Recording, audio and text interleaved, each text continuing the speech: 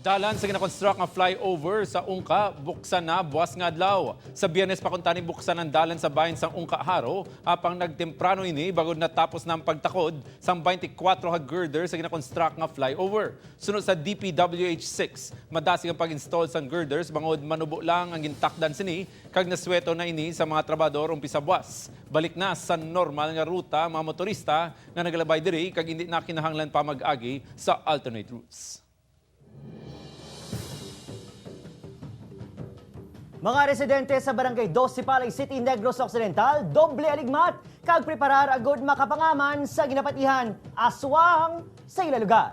Yaring balita ang aton gintutukan.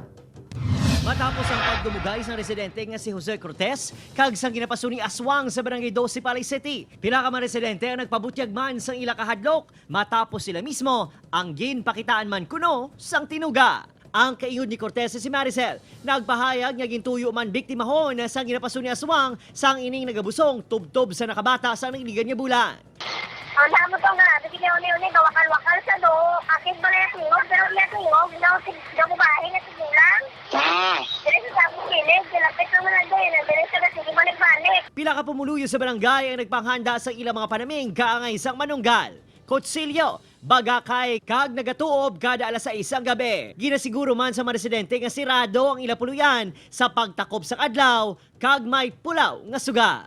Dire na nga, nagbungtaw nung sa magaga, ulat sigit magaga, kay base ko na, ako dumasulod, bisaya, lang yun, nagpungtaw lang kami, tapos naguyat kami babakay.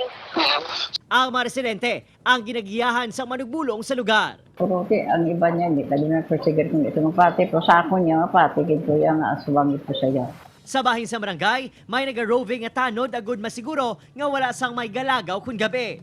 Ang mga lider sang purok, ginapanugyanan nga sa pulo ng mga residente agud hingyon ang kapulisan nga imbestigahan ang ginapasuni aswang sa barangay.